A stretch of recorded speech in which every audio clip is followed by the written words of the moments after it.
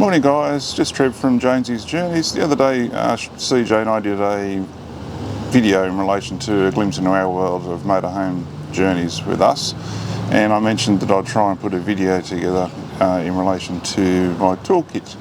So just bear with me, I'm going to flip around. I've laid it all out on a slab which is parked beside us where we're staying at Yeppoon. So bear with me while I try and flip this camera around and onto the tools, and I'll just quickly go through them all.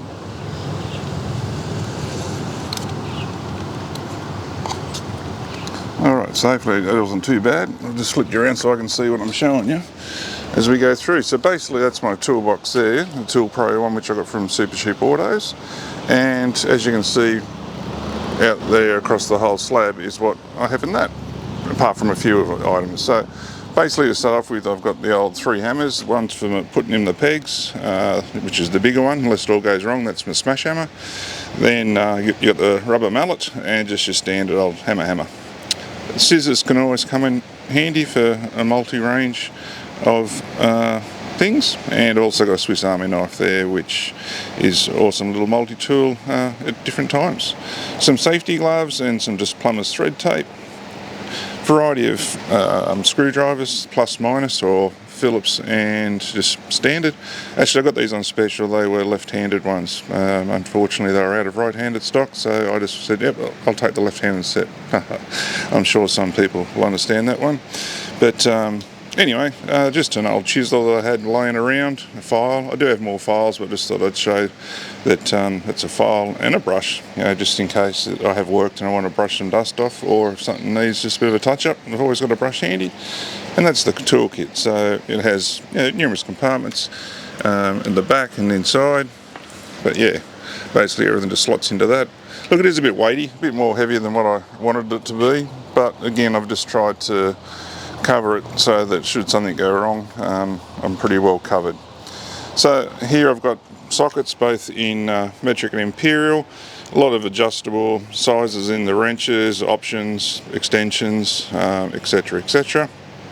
Then I've got again multiple options in vice grips, which is handy because long nose ones sometimes can come in handy, as well as your standards just in 2 different sizes. Then I've got a multiple range of pliers, long nose pliers, cutters, mouldy grips, which again are handy to have in a variety of ranges, as is with the shifters 6, 8 and 10 inch. Because for those that don't have the range of spanners, which again are in metric and imperial, the old shifter, well, gee, comes in handy in a lot of occasions, rather than trying to find that one that you can never seem to find in your toolbox. Then again, spirit levels are always handy on the road, and I've got here just a multiple range of PVC tape, blue, black, red, just for using it for electrical purposes, and also just for different marking purposes should I do something with wires or be just doing something particular, and I'm just trying to have a bit of a colour arrangement as to give me a better guide with what I'm doing. Crimping toolkit, always handy for those electrical problems. A little mini hacksaw, because you never know what's going to happen on the road, and you might think, shit, I need, well, pardon the French there, bugger, you may need to just cut something, and they are always a handy tool to have, as is a 8 metre, or it doesn't matter, it has to be 8 metre, but mine's 8 metre anyway, measuring tape, because it's good to step things out to give you a guide on things, but when you're actually needing to cut things or whatever, the old measuring tape never goes astray. Actually, it reminds me, I should put in my stainless steel 6 and 12 inch rulers. But anyway, look, we do have some Sonic animal guards on the front end of Coddy, and these are just spares should they fall off, so I do keep spares in the toolkit. At this stage, look, we have had no skippy come near us on the road, and I have seen them actually bounce away from us. So at this stage I think they are a good investment, and look, the bugger all, you can go to those Price Busters or the cheap shops, and they sell them dirt cheap. So I don't remember the price we paid for it, but it was like $4 or something. We're online, people ask ridiculous price for the same thing. Automotive digital multimeter, great thing for trying to source problems with electronics, so they're always handy to have in the toolbox, as is again a variety of adjustable. Like on that, I've got multi-purpose tools, like it can be screwdrivers, it can be little sockets, it can be a whole range with these two screwdrivers. Now this one here, it actually bends, which is beautiful, because that way, things aren't always straight when you want to reach them to undo them. With that little extendable, because it extends as well, and bendable, is certainly a tool I wish I had many years ago in my trade, because they didn't exist that I recall anyway. And next to that is a little precision screwdriver and bit set. So it just has all those weird ass, like the normal, minus, plus, what I call them, for Phillips and normal, plus all those different types of fittings that you have now, which have different, I can't remember the name, it's just slipped my mind, but you know what I mean, different fittings. The old Stanley knife, always handy. Little wire brush, always handy.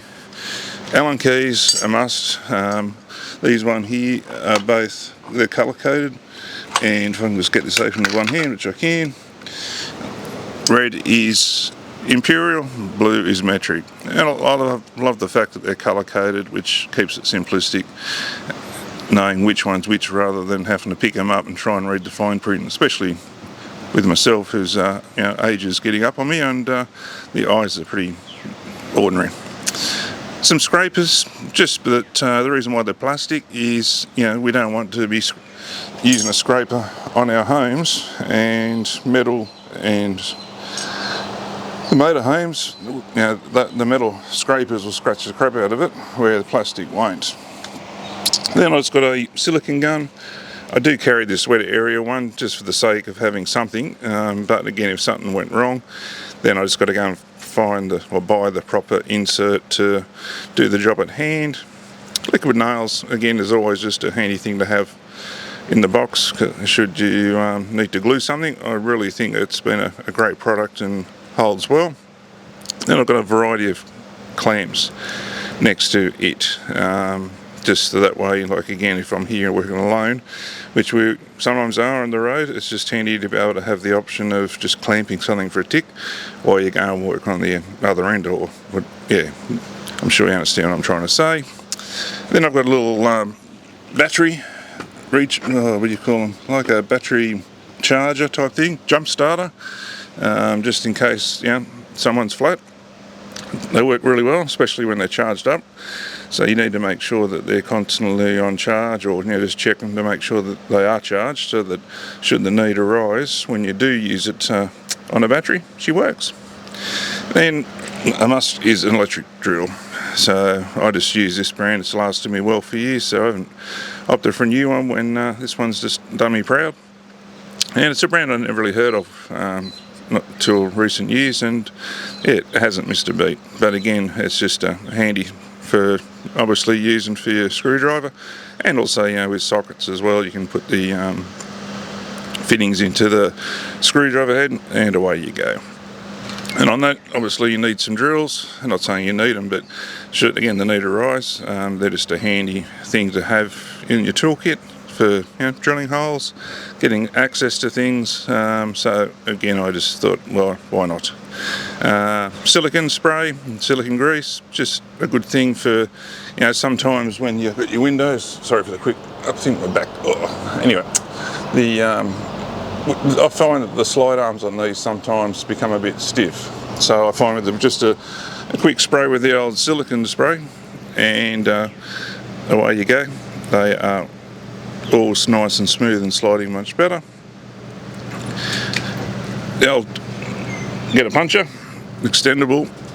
It will a tie lever to take off your wheel nuts. Sorry, I just had a metal bank there. So that arm fully extends to give you a really good, sorry about the swinging camera strap there.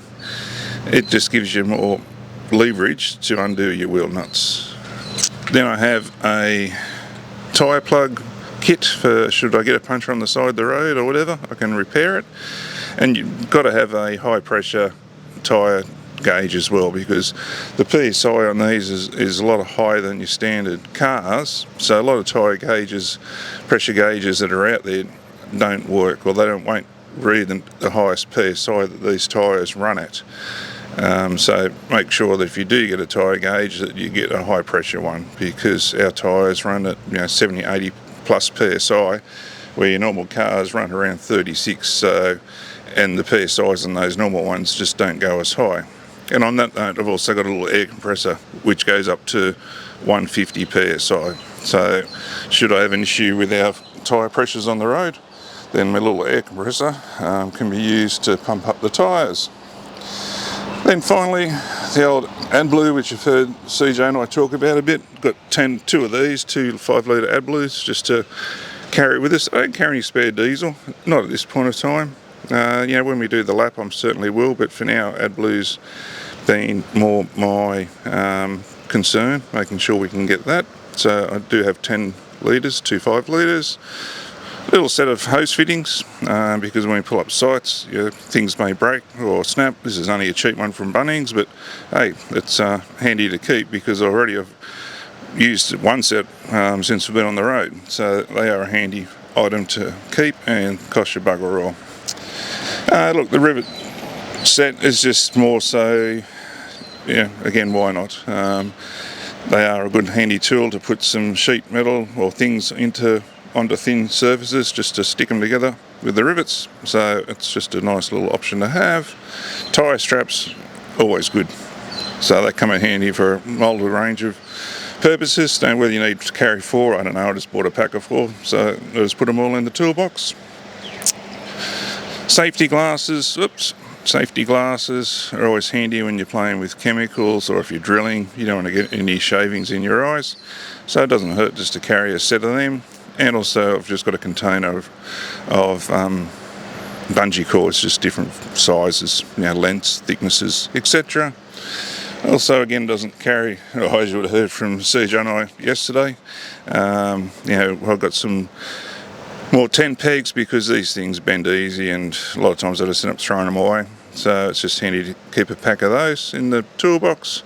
And the funnel set also helps when if you're putting AdBlue in, for example, and you're worried about the funnel not fitting properly into the tank. Well, you can always put a funnel between the AdBlue jerry can nozzle and your tank to save less spillage. And look, I bought a hydraulic bottle jack as well. I just thought that way, if we do get a flat, although these do come with the I've done it again, sorry about that. They just do come with the old crisscross jacks. I just wanted to be 100% sure that if I'm climbing under there, whatever, I just have a bit more support. And I think the bottle jacks are a great option. So I got one of those. Look, I do carry a bucket with just different cleaning materials for cleaning on the road, and I also do carry a broom. Not that I really wash it on the road, but should the need be and something happen, well, at least I've got the broom, which obviously connects to the hose and has the chemicals in the little bubble there, and I can give her a wash on the go. But at this stage I just use that at home, but I still bring it with me. So anyway, guys, that pretty well sums up my kit that I carry on the road with me. And yeah, if you have any questions, like I say, I'm no expert, but I did say I'd shoot a video up of what I do have on board, and hopefully, again, I have used some of these already, but hopefully that is a bit of an insight as to what I think is just a good starter pack for tools. Anyway, all the best. I hope this has been of some use to you, and safe travels.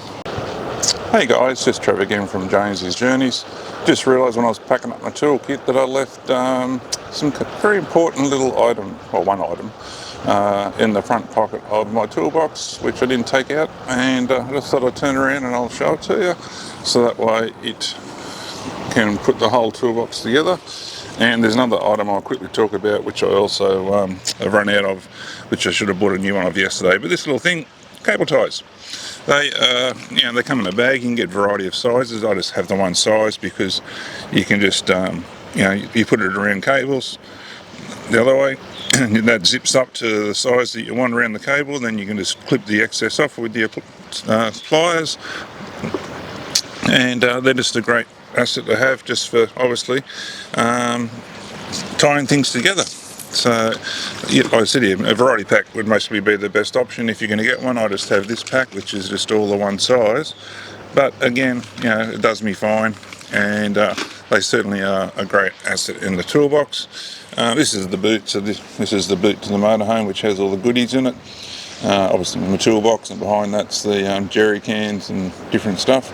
Washing machine in the very back there, and that's the shelf that we've mentioned on previous videos the previous owner installed, which carries pretty much my awning gear. So the anti-flaps, that's an ironing board if we need it, and just some more stuff for inside. But the other item I wanted to mention as well is WD-40. So we just ran out, and I meant to buy a tin of it yesterday when we were at Super Cheap, but plumb forgot. So when we're back there over the coming days, I will also replenish that into my toolbox. So anyway, I just thought I would quickly add that to the video, and hopefully get this up soon online.